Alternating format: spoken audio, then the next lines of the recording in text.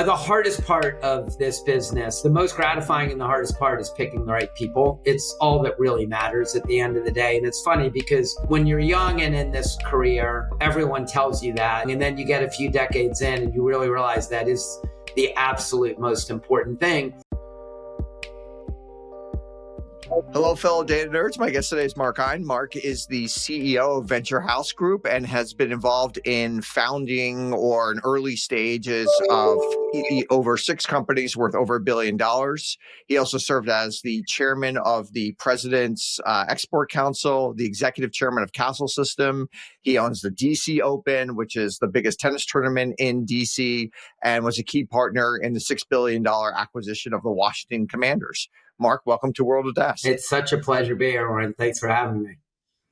Yeah, absolutely. We've been friends for quite a few years now, so I'm super excited to dive in. Now, you've got this very weird portfolio. You've got cruises, you've got proptech, you've got sports teams. Most investors kind of stick to one sector. Why? What is there some sort of commonality amongst these things? Yeah, well, first of all, maybe it seems weird on the outside. I wake up every day just so happy I get to work on the coolest stuff.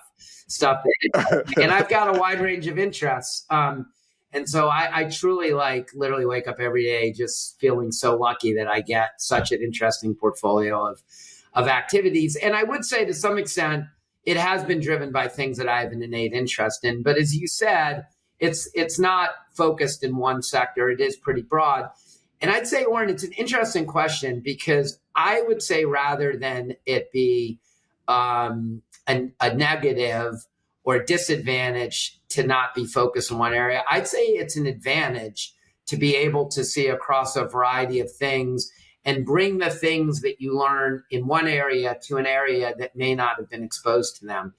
And I'll tell you, one of the things that someone said to me early in my career, because I came to DC 30 some years ago to work at Carlyle when it was new, and we backed this amazing entrepreneur. And he actually told me, I was young, I was in my late 20s, and he said, Mark, it's amazing. You bring things in from the other things you've seen to here that we wouldn't have seen. And I told my dad that, and my dad said, from a very early age, that was the thing about you I found interesting, is you would apply things from one part of your schooling or education or one part of your childhood experience and apply it to others and see things that maybe others didn't see. And so this topic is one I'm super fascinated in. Actually, a woman, Gillian Tett, who was editor of the FT, wrote a book called The Silo Effect. And we spent a lot of time talking about it. I was in it because I told her, I think there's great power in being able to do this well. And we can talk about how to do it well and what the pitfalls are, how to do this well. I think there's really great power in being able to see across a broader set of things and bringing the things you learn in one area into another. And I can see some of the parallels. I can see the stuff you learn in prop tech, you could actually move to a sports team because in some ways, it's, you're dealing with these very, very complex spaces. You're trying to fill those spaces.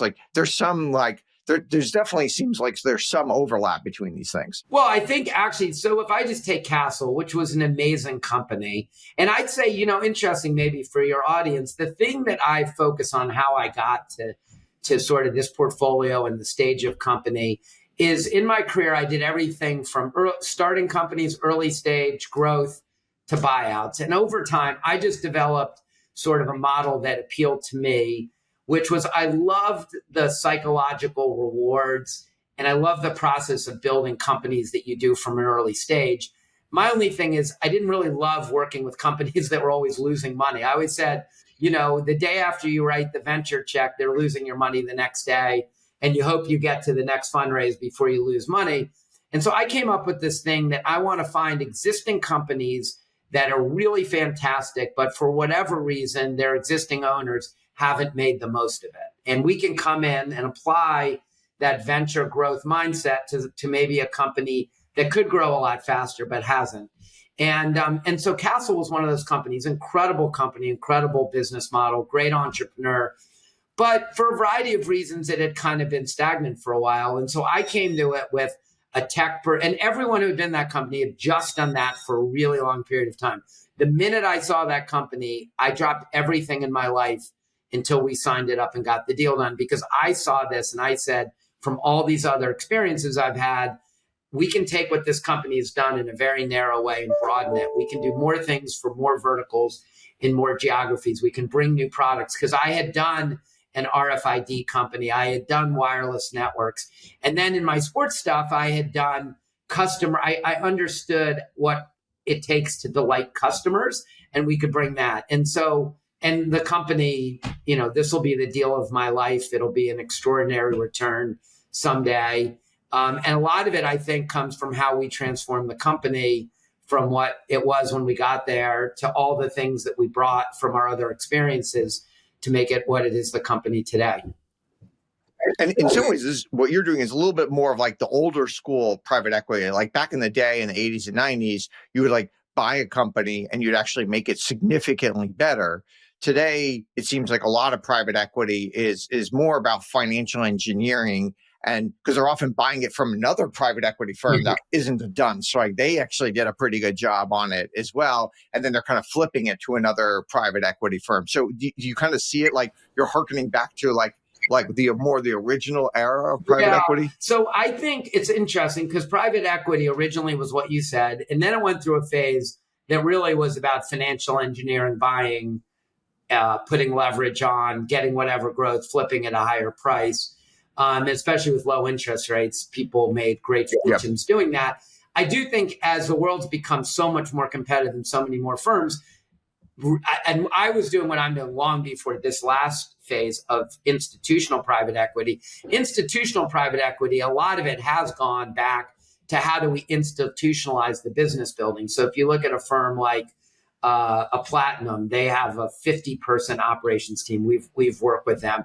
If you look at Blackstone, they have a lot of, look at Vista. That's a great example. That a big in-house group. So that like people have come around to say we can't really generate the returns without actually building the businesses. And so I think the industry has come back to it. But it's always what I've done because like I like making money. There's no doubt. Like it's a good thing, and it's something that is good. But my motivation to get up every day is not actually about making money. It's about making a difference in the world and doing things that are gratifying and that you feel like you're accomplishing something. And so for me, like just buying with leverage and having modest growth and flipping didn't really feel like that. I love the building process. I love being the closest partner to the CEO because I've been a CEO myself. I know how badly you want it. And so being an active partner in building great businesses is what drives me. And that's how we got to the model that we execute on today. Is there do you have like some sort of Moneyball thing that you're looking for in CEOs that other people don't, either they don't appreciate or they think of as a flaw? Yeah, the hardest part of this business, the most gratifying and the hardest part is picking the right people. It's all that really matters at the end of the day. And it's funny because when you're young and in this career, everyone tells you that, and probably don't appreciate as much when you're young. And then you get a few decades in and you really realize that is the absolute most important thing.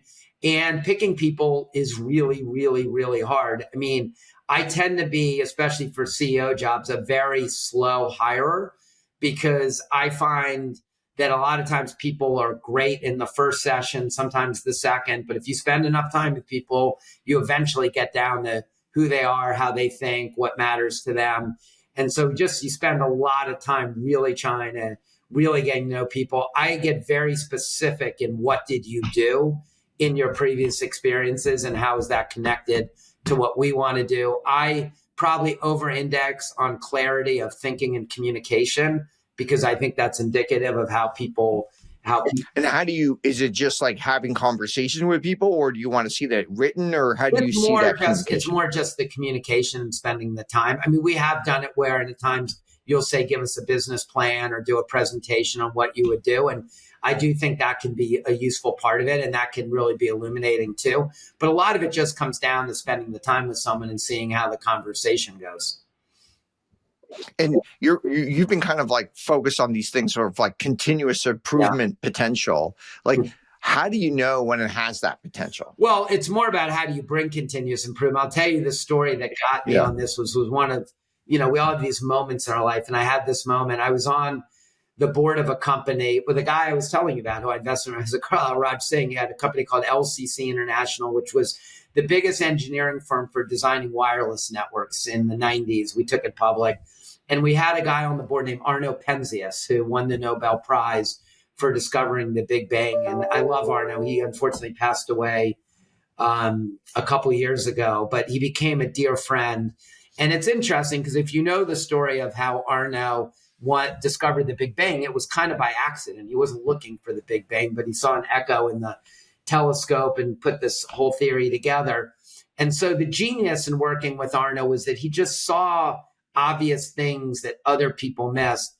And we were working on this company and things just kept going wrong, but they were always a different thing. And we were in the middle of a meeting talking about the latest thing that had gone wrong. And Arno just started pounding the table and said, stop. When are we going to stop putting out fires and figuring out why the fires are starting? And it's so obvious, right? And it's root cause and all that stuff. Back then in the mid 90s, that wasn't written about as much as now.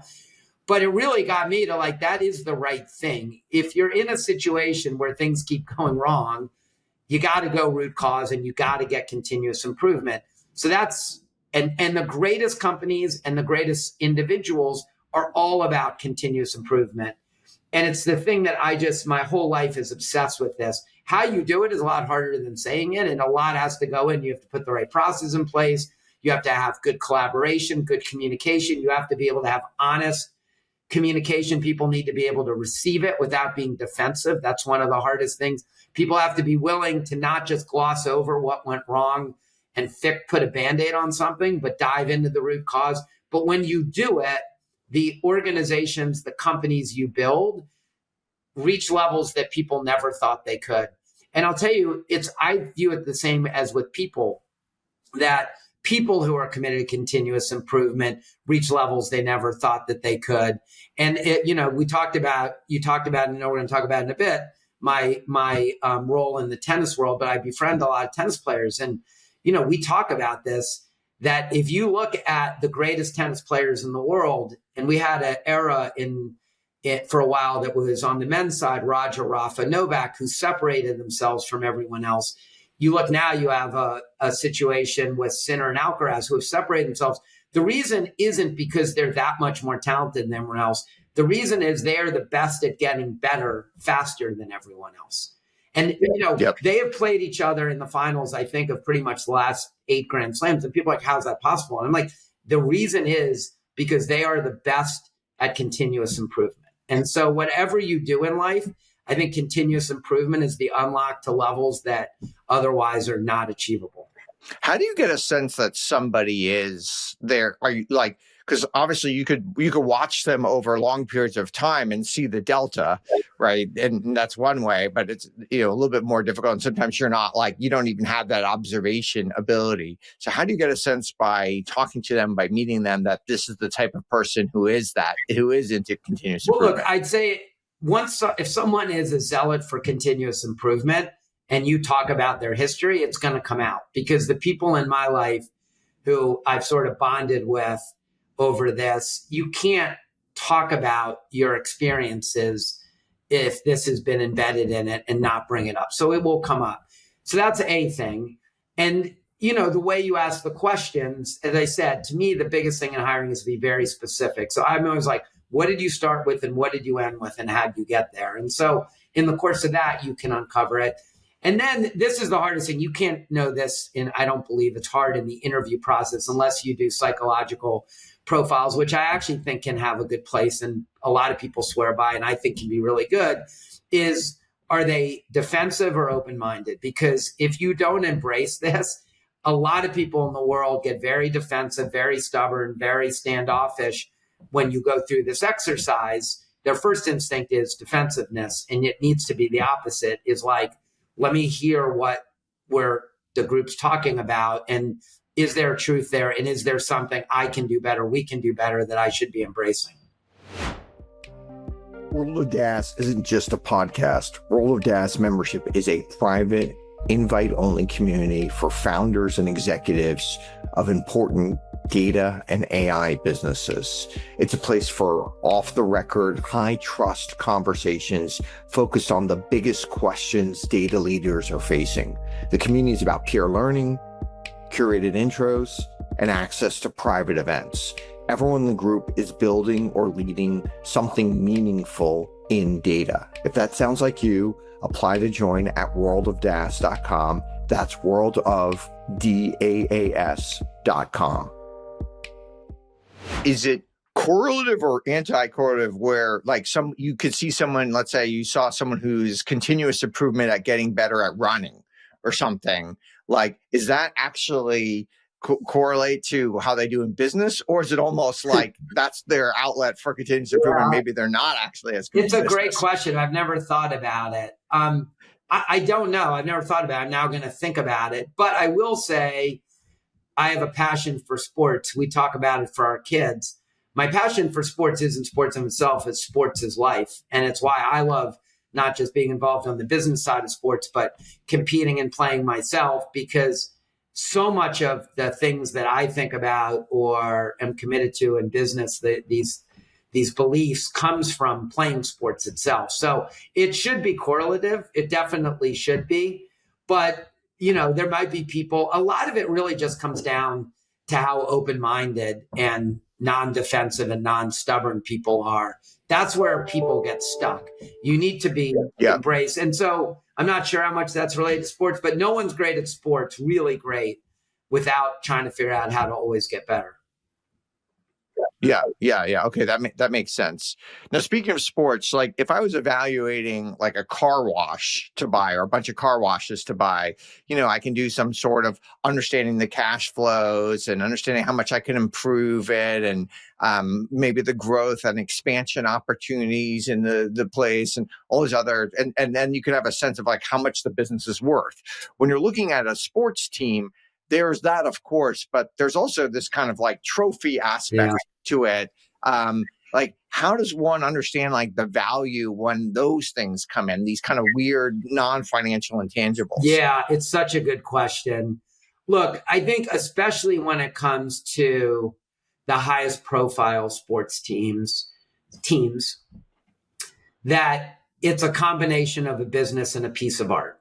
And the value is somewhat determined by the underlying business, and probably equally and increasingly, maybe even more, for its scarcity value, and its desirability as something that someone would want to be involved in. And so it is not easy to do traditional financial analysis.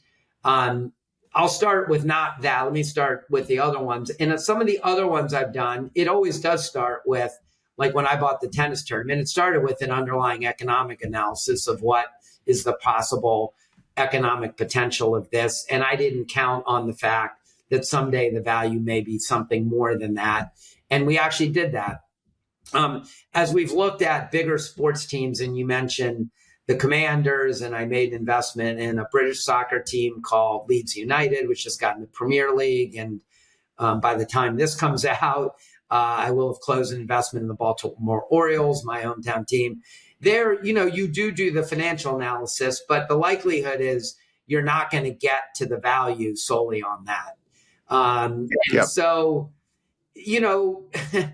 then it starts to be a bit of relative value, which I actually find is usually pretty dangerous. Like if this team went for this in this league, then this team should go for this. If this league's going for this, then this should go for that. It's not easy you can't really evaluate them the same as another business. And I'd say if you go in it because you think you're going to get super wealthy, because the business is someday going to support the valuation you paid plus the return you hope to get, that's probably not it. The reality is, so far, the values have kept going up because more and more people want to own them. They found ways to find other business opportunities around it. And so, to date, they've all been really amazing investments. And is there some sort of sense where it's almost like a leverage bet on the U.S. economy or something, or No, is there some sort of sense like if the economy did bad, like, or maybe like art is a little bit like that, or it's or it's like more. the global economy? Yeah, I think it's more a store of value. I mean, I think it's Yeah. a Okay. combination of a business, something people want to be involved with because they're at a point in life and they're like, this is something I want to do for me and my family. And then there's a store of value. Look, the Commanders deal is a super interesting situation. We did incredible amount of financial analysis. And, for a long time, it was Josh, his team, me working on that. And we did extraordinary amounts of analysis. And look, there is a real case. I mean, I love the NFL is by far the greatest sports league in the United States, if not For sure. in the Yeah. world. And it's so dominant. And, 2 years ago, of the 100 highest watched TV shows in America, 94 were NFL games, 3 were college football games. So it's the one place that delivers a mass audience, which is something that a lot of people want to get to, whether it's an advertiser or a network or a streamer. So you have that. But then the interesting thing about the NFL, Auren, is that the Super Bowl is only watched by 140 million people. It's watched by about 100, 110 million people in the US, which is obviously the biggest by far. But then it's only watched by 30 or 40 million people outside the US. Whereas the final, there's a lot of potential. Whereas the final of the World Cup's watched by 1.5 billion, 2 billion people. Yeah. And by the way, I love to see then there's NFL games now in Brazil, there's in London, there's Frankfurt. You're starting to see a little bit of, okay, let's kind of expand the appeal to other folks. So to take a venture mindset, how do you expand the TAM, right? So traditionally the TAM for the NFL has been domestic. There's a very, very strategic, well-executed plan to bring it to the rest of the world. And that's all new people. So that's big. The other one that I love is flag football, and especially for girls and women. My daughter plays flag football, and it's extraordinary to go out and you see these girls fields, like literally the place she goes, there's 6 games, all young girls, all loving it. And then they're all coming. Then I go to our stadium and there's all these young girls coming in their flag football uniform. So if you also want to talk about this TAM, now look, there's always been a good female fan base in the NFL, but when the girls are actually playing it, that's only going to they understand the game more when you're playing it, for sure. Exactly. So like these were all the things we thought about. Is this a league that's kind of tapped its potential? The more actually international and women, those are 2 gigantic, relatively untapped TAMs that we knew the league was going to go after, plus the ability to deliver this audience. That was good. But that all said, it's pretty well reported that we brought in a pretty good size set of partners to do this. And the amount of people who were willing to write a really big check for this, I'd say, was somewhat surprising. And it really opened, I think, all of our eyes that I think a lot of these, and a lot of them are, families view this as they have a subjective reason for doing it, but they wouldn't do it if they didn't think there was a financial underpinning. It's a store of value. It's just like a great piece of art. There's only 32 franchises in the greatest sports league in the world. There only probably will be 32. I don't know. Maybe that'll change, but it's probably 32.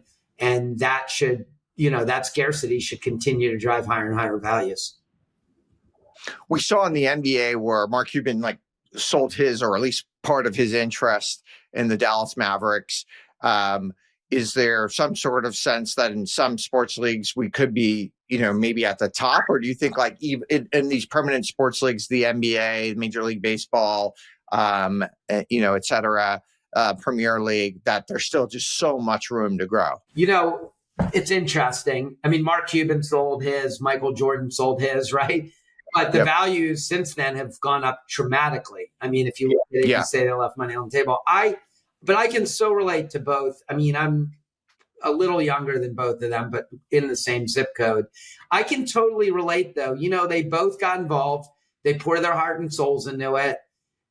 They're the most fun, greatest things in the world, but you also spend a lot of time on it. And you hit a point in life where you're like, I could take out all this money. Maybe someday it'll be worth more.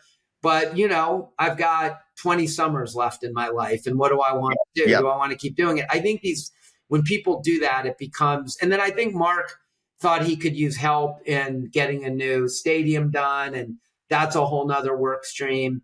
And at some point, the decision to sell, whether it's a sports team or a company, has less to do with the company itself, more to do where is the owner in their life? What is it that they want to do? And I think I totally understand how someone could reach that decision at some point. It's also a little bit weird where today there's so many, in some ways, there's so many like benefits to fame. Yeah. And it's like a very weird thing where a lot of wealth is generated by fame and by influence and stuff like that. And of course, if you're like a sports team owner, you're like instantly famous. You may have been like the super billionaire, like, you run Apollo Group or whatever, but like no one's ever heard of you until you buy the sports team. And some people want that. Some people accept it as part of it. Yeah. Some people don't want it. And some people have it for a while and then they say, I'm ready to not have that life anymore. And it is part of the overall equation. Of course, then you have millions of people who like, all they do is they rail against you every day. And stuff you like have that to be humble in all of these things because it's all precarious. And, one day you're on top of the world and things are going great. And then the next season you're not. So you can't take it too seriously on the way up or the way down.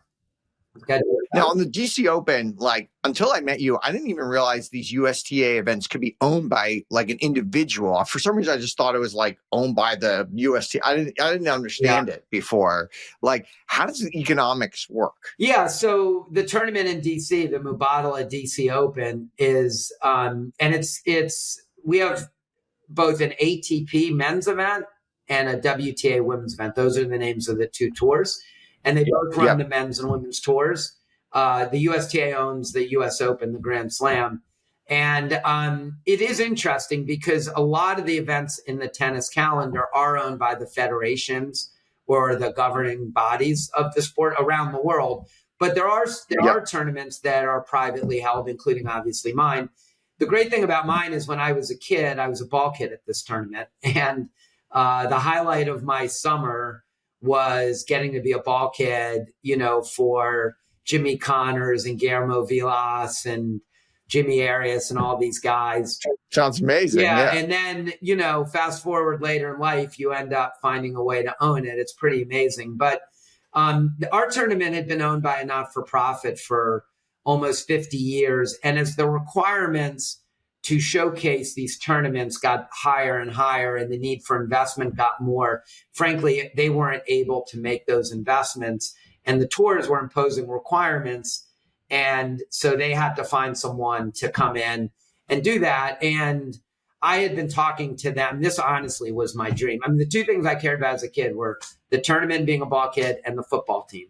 And so now to be in a position to be involved with both is indescribably, it's indescribable, the feeling of it. I feel so incredibly lucky. But the chance to come in and really elevate that tournament to where it should be on the world stage was something I was so excited about. Frankly, there were people from all over the world bidding on it, and the price got higher and higher. And I almost at one point stopped. And then I thought, this tournament had meant so much to me as a kid and so much to so many tens, if not really hundreds of thousands of people in DC over 50 years that I had to try to be the buyer so that it would stay in Washington. Fortunately, that happened.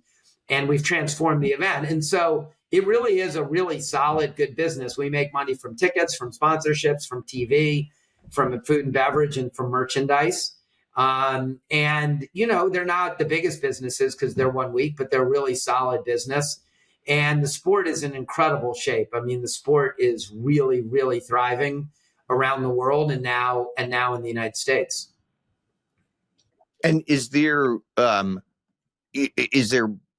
like, how does a nonprofit even sell a business? Like, how does that work? Well, they own it and then they sell it and then it goes into an endowment. And part of our deal with them, which was sort of what my pitch to them was, and it was, I believed it, is they get all kinds of intangible benefits for being the owner. They get tickets, you highlight them. It's an incredible program that provides after school programs the combining tennis and education for kids, many of which inner city in DC. It's an incredible organization. Is I can leave you with all the intangible benefits of this, the tickets, the recognition, will support your gala, all the things they got, but you can get rid yourself of the financial obligation, and you don't have the wherewithal to make the investments that are being asked of you. So it was kind of perfect. And then you can take the money and endow the organization forever, which is what they've done. They now have an endowment from our deal that will support the organization for the rest of time. And one of the things that's really been changed in the last 10 years or so is sports betting. And it seems to now it's becoming more prevalent. It's bringing, in some ways, also bringing new fans, maybe fans because they're finding other, like, I remember when I was a kid, I got into baseball because I was into baseball cards, not the other way around, and dealing baseball cards. How does that like affect the sport long term? Yeah, so sports betting's been an interesting phenomenon. When it first came on the scene, I remember a decade ago, it was actually a woman who's just retired as the tournament director of the U.S. Open, Stacey Allister. She was talking about the fact that sports betting was happening on the content owned by the leagues and the events, but you weren't sharing in it. And it would almost be as if people were selling T-shirts outside your stadium, unlicensed, without permission, and making money. And so eventually people said, if this is happening, A, we should share in it because we own the content. B, we should also make sure that it's safe and governed and there's a set of guard rules around it. And so that trend obviously happened. I think people thought it would be in and of itself a bigger financial windfall than it has proven so far for teams, because you really only get a small piece of the overall betting. And so it's nice. Yeah. In tennis, the data revenue, which tennis is the second or third most bet on sport in the world, actually, because there's always a game, right? There's a game like every day. Exactly. And if you talk to people, in Europe, a family will have dinner and one of the parents, after they put the kids to bed, will go sit and watch a tournament somewhere and bet. And so there is additional economic streams from the data and betting, but you hit the nail on the head. The real value is engagement. And so an interesting stat in tennis is 80% of the tennis bets are after the match starts. So what people are betting on is not who's going to win or lose, is who's going to win the next game, who's going to hit the next ace, who's going to win the next set. And that's fun. Yeah, well, and so really the way to think about sports betting, and it's true, I think, in fantasy football and all these things, is it's entertainment amplification, right? Like watching a game because watching a game is fun. Watching a game because you're passionate about the team is way more fun. Watching a game because you're in love with the team and you have money on it is a whole nother level of engagement. And I think that's the real benefit to the sport, is it just gets people more engaged. Now, the last thing, this topic, you can't talk about it and not talk, though, about how important it is to also really make sure that you have the right guardrails and safeguards, not just for the sport, but the people, betting on it. But in its right place, in the right balance, it really is a great catalyst for people to be more engaged in the sport. It's one of the things I don't like about it, like from the DraftKings or these other kind of things, is I've had so many friends who got kicked off of these things because they're winning too much. And it just seems like kind of unfair. Like it's like in the stock market, if you win too much, great, like keep going. Like that's the whole idea. I don't understand why they don't change their business model and just be like a market maker rather than having to always take the other side of the bet. That's interesting. I'm not a bettor in anything or a gambler, so I don't think I've never made a sports bet in my life, so I'm not that close to it. But it is interesting. It is kind of amazing when you look at the point spreads, how accurate they are, though, how often they get exactly right. It's 2.5 and the game is either 2 or 3 points. It's amazing. So you would have thought, like Vegas, that they get it close enough right that they don't, they can win on either side. But there probably are people who are figuring it out, and I'm sure they don't like to lose money. Yeah. Now, you were doing SPACs kind of like long before they became like a thing. Like, why is that potentially like a better path for public markets for certain companies? Yeah, we did our first SPAC in 2007, right before the financial crisis, and turned that into one of the best mortgage REITs ever formed. And then we did a whole bunch of them, and then obviously the space got super crowded, and we kind of stopped. Which I'm glad we did when we did. The whole idea, and I did this because what I love to do, and we talked about this a bit, is work closely with companies. And I don't like to work with a big portfolio. I like to have a really concentrated portfolio and make big bets of time and money. And this was, to me, a really interesting deal by deal, like single deal vehicle where you could give access to public market investors into the kind of investing that we're doing, kind of value creation we're doing. And I thought it was for a very long time. And a bunch of the stuff we did turned out fantastically. It was a really interesting way for certain companies to access the public markets. The thing that was the common thread was generally there was something about the company where a traditional roadshow where you do a series of 30-minute meetings and no Q&A and no diligence was needed to talk about the company, right? And so trying to start a mortgage REIT in the depth of the financial crisis was zero possibility on a traditional path. But through a SPAC, what we did is we actually spent a huge amount of time and with a set of investors who in the end believed what we were doing and gave us the capital to go do it. And each situation had some element of that where the actual process of going public that was a lot more intensive, a lot more diligence, a lot more time was going to be beneficial to the company. And what's interesting, Auren, for the longest time, we had the stickiest investor bases. It was amazing. People would back us in the SPAC. The vast majority, almost everyone would stay in. And then they would then stay in longer in the company than the people who came in when we did the merger, because it was almost like a private equity deal. Like they did a massive amount of work up front and they knew the company. They weren't swayed by quarterly stuff one way or the other. And we had really sticky investor bases and it worked really well for a long time. And then, obviously the space got super overheated. It was hot money and it all changed. But for a long time, it was a really interesting vehicle. Is there like what in the world of today where it's so much easier to access money in the private markets, is a SPAC just an SPV that I could just do in the private markets today? Yeah, and without all the regulation, and I could, because the problem with the SPAC is I can't say the target ahead of time when I'm raising money.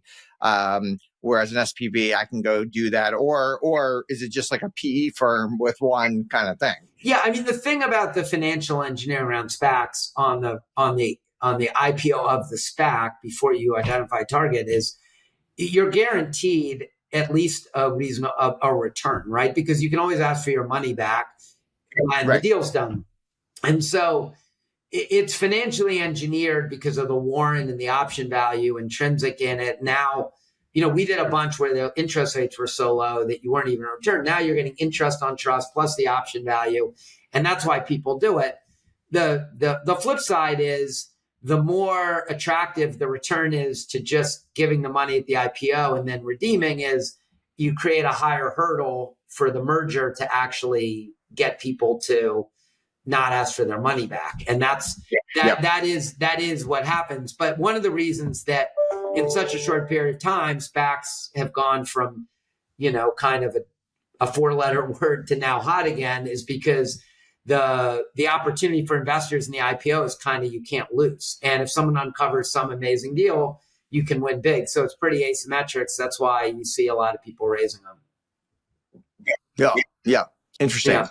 Now on Castle, you guys track occupancy rates across tens of thousands or over 10,000 buildings. Like, what is the data showing right now around return to work? And how is it any different than the media narrative suggests? Yeah. So from the very beginning, because we didn't know this until the pandemic, that we had the best source of people going to office by far. There's really no comparable. And then we started publishing it, and then everyone was asking our opinion on it. And from the very beginning, I've been a believer that CEOs and executives generally wanted their people in the office. I know you run a generally distributed company and other tech companies do, but the vast majority of executives want people in the office at least some of the time. They feel like that's the way it is.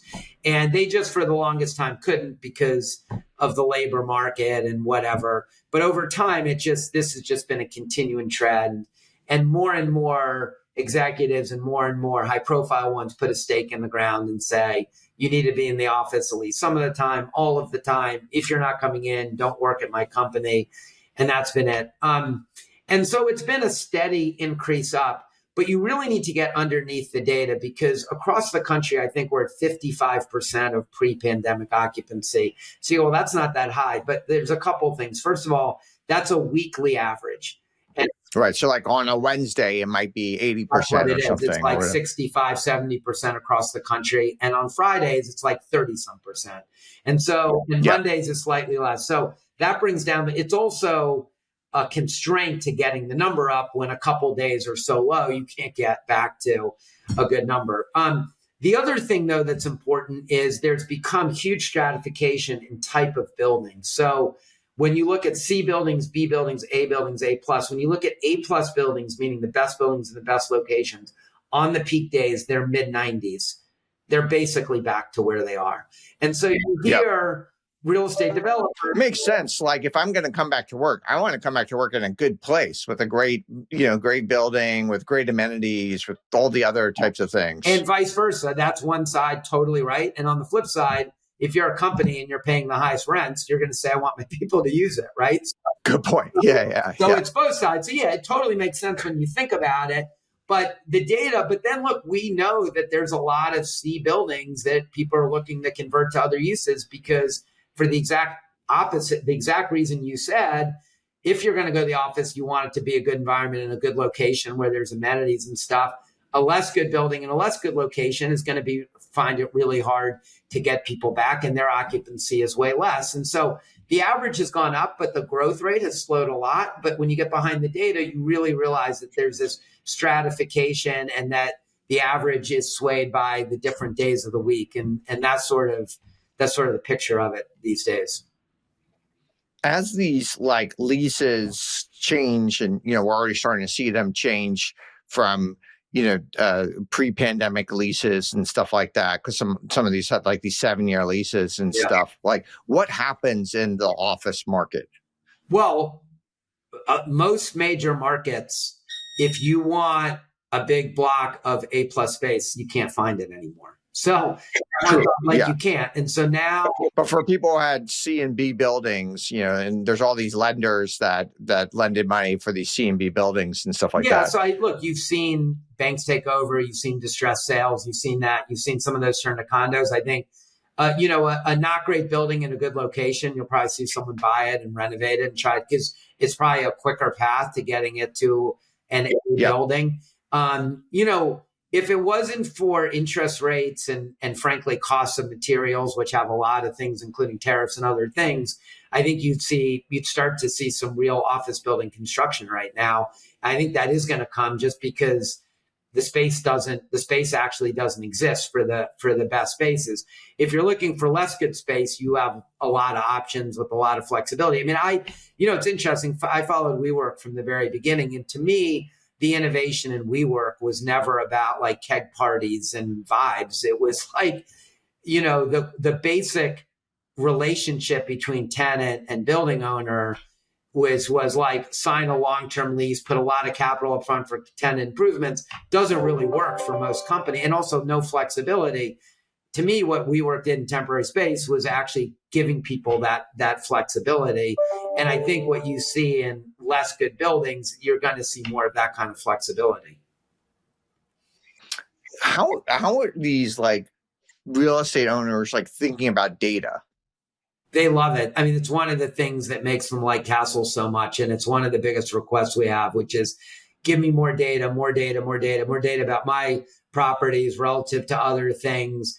Everyone's focused on it. So we have the occupancy data. So it's like, if you're a building owner and a lease is coming up, And we can tell you if those people are coming in the building or not. You can tell if they're risk to renew or not, right? If no one's coming in, Yeah. they're probably not. And so there's all that kind of stuff that people are pretty voracious about. I mean, it's interesting, Auren, because when we first bought Castle in 2007, we came with the tech background. I mean, I have done a lot of different things, but a lot of it really was tech, telecom related. So we came to the company thinking, well, we're going to really be a forward, we're going to provide a vision, a tech vision. And for the longest time, the real estate industry was really tech laggards. And it was frustrating because it was very hard to get people to embrace it. Interestingly, right before the pandemic, you started to see real estate owners actually change on that. And what you realized is that they knew that people wanted the same tech-enabled experience where they live and work as they have in every other part of your life. If you can order a cab on an app, if you can do your banking on an app, if you can get your sports tickets on an app, I also want to interface with my building in the same way. And so that started, it accelerated in COVID. You know, until that time, until a few years ago, there was no such thing as proptech. There were no proptech conferences, newsletters, venture funds. And then all of a sudden they popped up. I will say that it has cooled a little because getting to scale in that industry is very difficult. Yeah. You know, every building is a small sale. So it's definitely cooled off a bit, but the real estate industry now is looking for data and other tech that lets them run their businesses better. Okay, a couple of personal questions. So you actually are. We haven't played tennis, but I know that you're an extremely good tennis player. Like, do you have your own like training process of continual improvement to get better? I do, and it's why I love the sport. I mean, in the summer, I play 2 hours every day with a couple of young pro, like college players, but they're pros now. And the thing that I love is just the pride. Every single time I go out there, I'm trying to get better at something. And I have. Now, are you like, what's the better? Is it to work on the weaknesses or work on your strengths? I actually work on my weaknesses, but you should work on your strengths more. That's actually the smarter thing to do. But I'm obsessed with figuring out the stuff that I know I should do better. Interestingly, I for the longest time videoed. Not always, but I would for a part of our workout, I would video and then I would actually go back and look. There's now some amazingly cool apps that you can get that will track the speed, where the ball goes. You can show the highlights, and it really is a great tool for all that. And I love it. Tennis is such a great sport, and it's so fun. It's such amazing exercise, but it's also like, it's great if you're obsessed with trying to figure out, you can always get better, and it's fun to figure that out. So I started playing when I was older, so I didn't really have the basis of it. And the first coach I had was this very, very, very interesting philosophy where he would only tell me when I did something well. And it was so great. It was so great for my confidence as an early player. Like the first time I went out there, he's feeding me balls and they're like going all over the place. And then every once in a while, by accident, I would hit one well, and he would like stop, and then he would bring me to the net, and he would dissect exactly what I did well. And of course, if you can do it, Yeah. even if it's by accident, it means you could do it again, Yeah. right? And then instead of 1 out of 100, I was doing 5 out of 100, and then 10 out of 100. And it was a really great way to get someone like into the sport. Yeah, I will tell you, one of my other it's an obsession that may turn into a pet project, is I generally think the state of tennis coaching in our country is not great.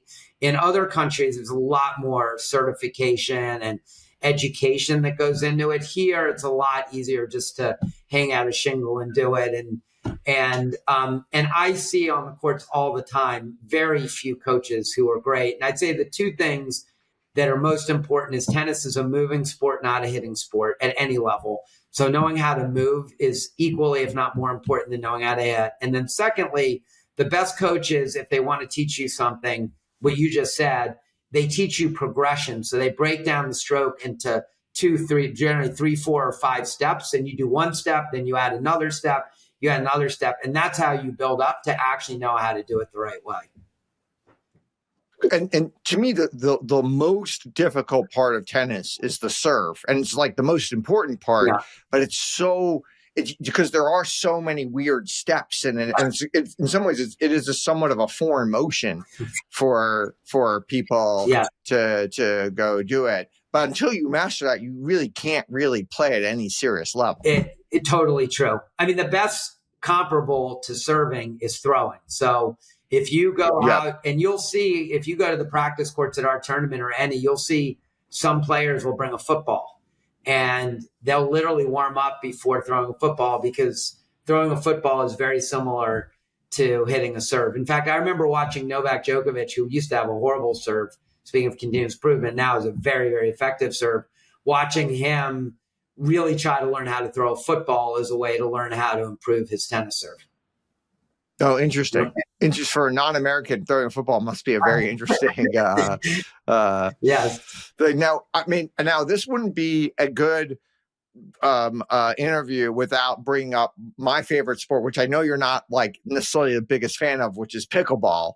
How do you see the pickleball tennis rivalry changing over time? You know, I think we found a good balance, to be honest. It was really disruptive for a long time. In fact, I gave a speech. I joined the USTA board in 2012, and in 2013, I gave a keynote at the USTA Southern section, which is the whole southeast of the United States. And I said, pickleball is going to be the great disruptor the way these tech companies did. And people just were like, come on, it's loud. It's got a funny name. I was like, no, look at the growth curve. Like or we talked about growth curve is unbelievable. Right? We talked about taking things from one discipline, one part of your life to another. I just saw the growth curve, and then you listen to it. The issue with tennis that pickleball solved is tennis is not really that fun for either person if you're not in a narrow band of the same. You have to be in a super narrow band. Band. It can't. Whereas pickleball, anyone can play with anyone. There's guys, friends of mine, who played on tour in tennis, and they can play pickleball with their buddies. And so it solved for that, and it was social. And so obviously it took off. And I mean, just as an aside, since this is a lot of venture tech investors who watch your podcast, the journey for acceptance for the tennis industry was just like sort of every other disruptive force you've ever seen. When it started, it was totally dismissive, as I said. And then the next thing is, well, let's go buy it. So they went to the Pickleball Association, the USTA, and said, do you want to sell? And they said, no, we exist because we don't like you. And paraphrase, so I don't want to get in trouble, but some version of that. And then we said, okay, we need to start our own. So we started our own version of pickleball, right? So it's like, oh, I didn't know this. Yeah. Okay. So what was the Google social media? Google Circles to Google Plus to compete with Facebook, right? So let's start our own. Of course, that failed. And then it's like, okay, acceptance. And that was the tennis world's reaction to pickleball. And for a long time, people were converting tennis courts into pickleball courts. Now I think people realize that if you can have some pickleball courts, it brings people to the club. They're probably not going to go. Not many people go from pickleball to tennis, but it'll support the club. Their growth is slowed a little. Tennis growth is through the roof. Honestly, paddle is a new force that is really growing fast. Yep. That people love. And so you're creating these really great clubs that have pickle, paddle, and tennis. And I think it's kind of everyone's found their happy place for the moment in that. Yeah, it does seem like pickle's growing. Padel is really fun. Is growing though much less accessible than pickle. I mean, pickle you go to like a public court. There used to be like 3 tennis courts. Now you have 10 to 12 pickle courts in the places. They're completely full. I used to drive by these tennis courts. Nobody would be there. Now I drive by and just like, well, there's like a sea of people. It's like, I don't know. It seems like a very good community. Now the neighbors don't always like it, but good for the community as well. Yeah. Yeah, no, as a participation sport, it's been great. I did invest in a pickleball team, and their values have gone up for all the reasons all sports teams. It has not yet proven to be a great commercial success on the pro side. It's a little harder. It's not the same viewing experience, but on the participation side, it's been great. But tennis, from 2019 today has grown at 45%, which is like one. Oh, I didn't realize that. Okay. In the pandemic, it grew tremendously because it was the perfect It makes sense. Yeah. sport, and it's kept going. So they're both doing really well. Okay, amazing. Last question we ask all of our guests: what conventional wisdom or advice do you think is generally bad advice? The thing is, whenever someone says no one's ever lost money doing X, that's usually a sure sign that someone's about to lose money doing X. And, look, writ large, that was something that people said about buying a house, right? That was always like, you'll never lose money buying a house. And then eventually, obviously, unfortunately, that turned and caused a lot of issues. I mean, by the way, I've lost money on every house I've ever bought. So I have no idea anything about real estate. So I've enjoyed the houses immensely, though. So that was when I did it. The best advice someone gave me is don't worry about that. If you need a nice place to live. So think about it that way. So I agree with that. But that was one, look, one of the things is no one's ever lost money buying a sports team, right? Values only go up at some point. That may not be true either. But when people say, like, what's your reason for doing it? And they say, well, no one's ever lost money doing this. I'm like, well, that's a sure sign that someone's lose a lot of money doing that. So it's a red flag and something that I always try to steer away from. Interesting. Well, this has been great. Thank you, Mark Auren, for joining us on World of DAS. I follow you at Mark Auren on X. I definitely encourage our listeners to engage you there. This has been super interesting, as I knew it would be, and a ton of fun. It's great to be with you, Auren. Thanks. I really enjoy this series you do, and I'm a huge fan of everything you're doing. So it's fun to be with you. Thanks for listening. If you haven't already done so, please subscribe to World of DAS wherever you consume your podcasts, YouTube, Apple, Spotify, and more. And please help us get discovered by leaving a review. And check out worldofdas.com. That's worldofdas.com. And of course, connect with me on Twitter at Auren. That's AUREN. Would absolutely love to hear from you.